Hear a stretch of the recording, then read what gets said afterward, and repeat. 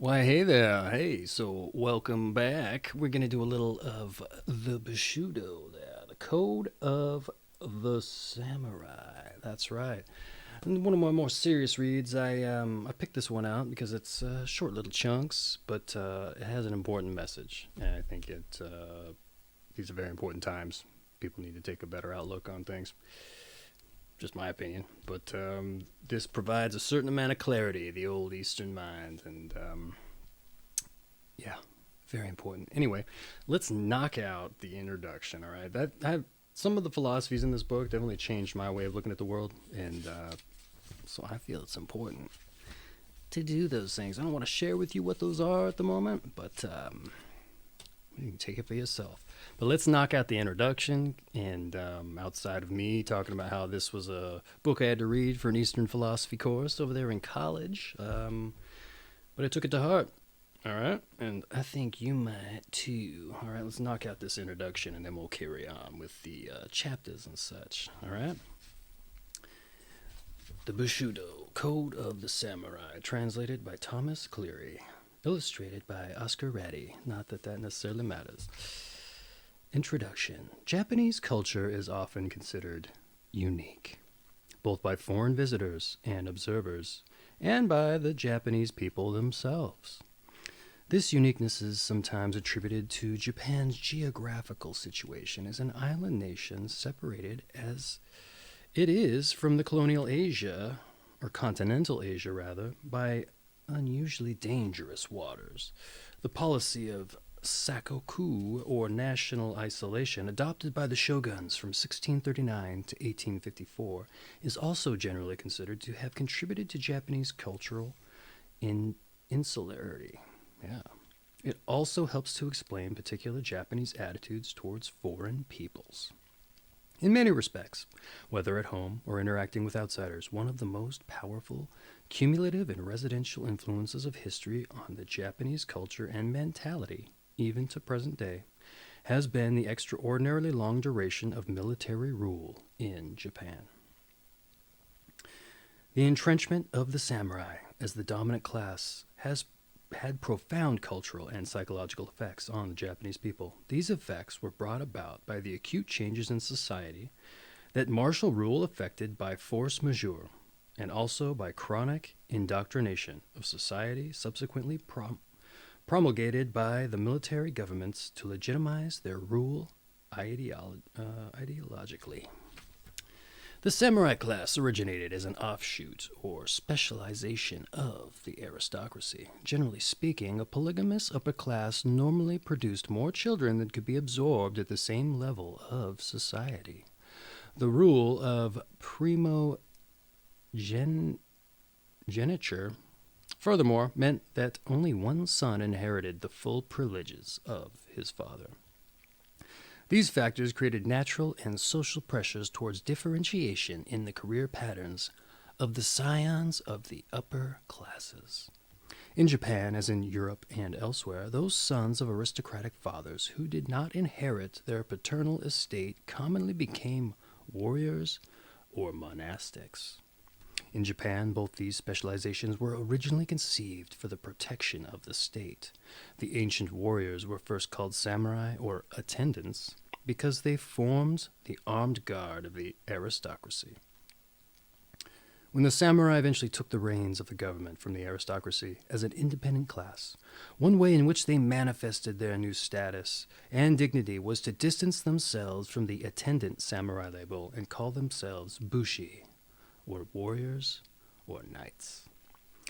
The ascendancy of the warrior class in Japan was foreshadowed by its solidification and empowerment over generations of expansionist wars against Ainu people who inhabited Honshu, the main island of Japan, before the modern Japanese settled there. The earlier inhabitants of Kyushu, the southern island of Japan, which apologies since I'm butchering all these names, which seems to have been the main route of ancestral Sino-Korean Japanese entry into the islands, had been decimated and absorbed comparatively early on in the case of Japanese settlement. The AINU,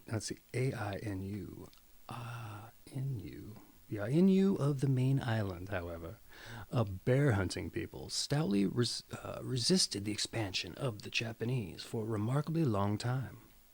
The Japanese warrior clans who opposed the Ainu and settled the eastern frontiers thus developed into a stern and hardy breed.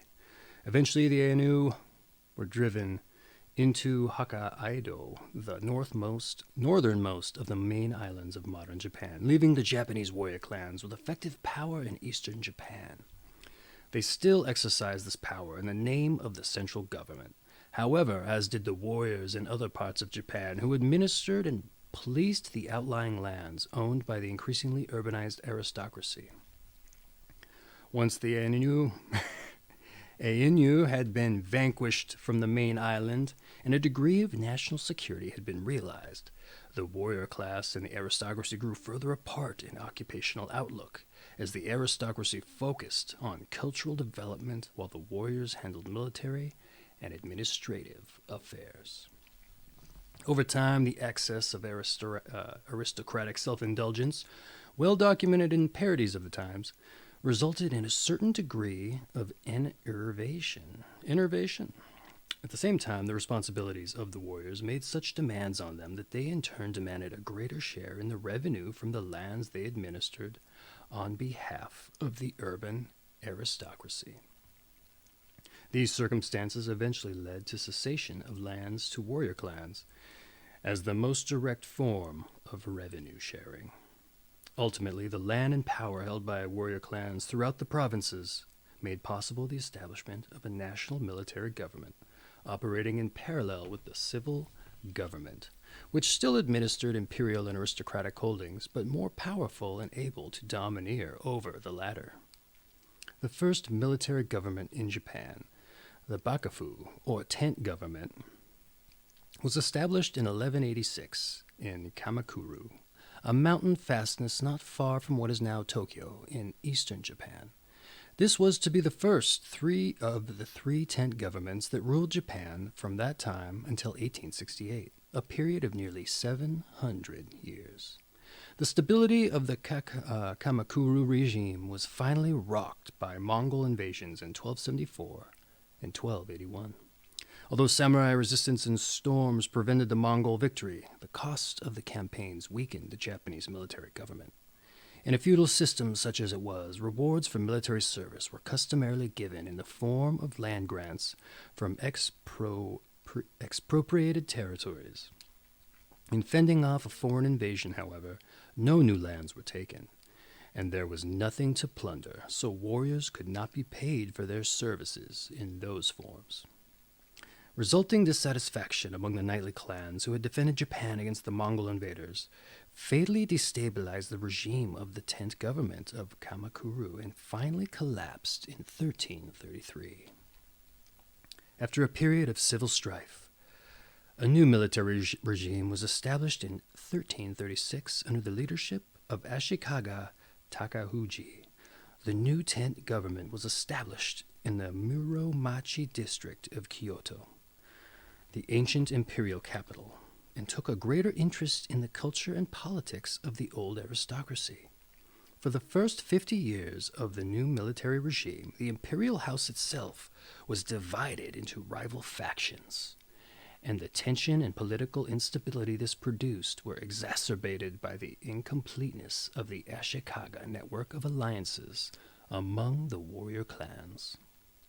A major civil war broke out in 1467, after which political stability was not to be restored for over 100 years. The century of Japanese history followed the Civil War is called the Era of the Warring States, and more or less continuous series of contests for domination among warlord factions.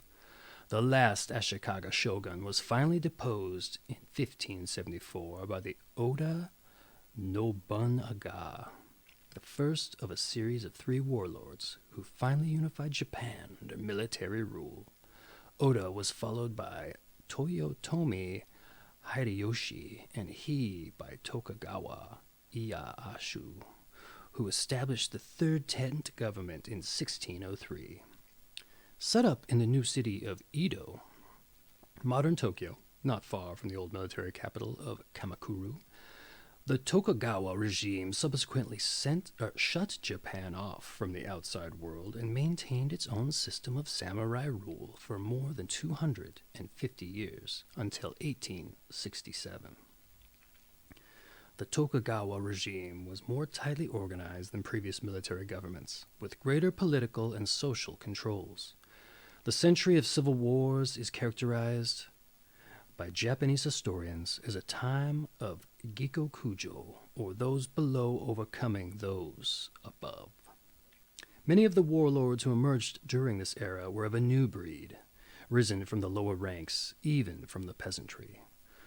Tokugawa Ieyasu was himself of humbler origins, and when he had established himself as the first shogun of the new Tet government in Edo, his government instituted measures to prevent any further social change or mobility.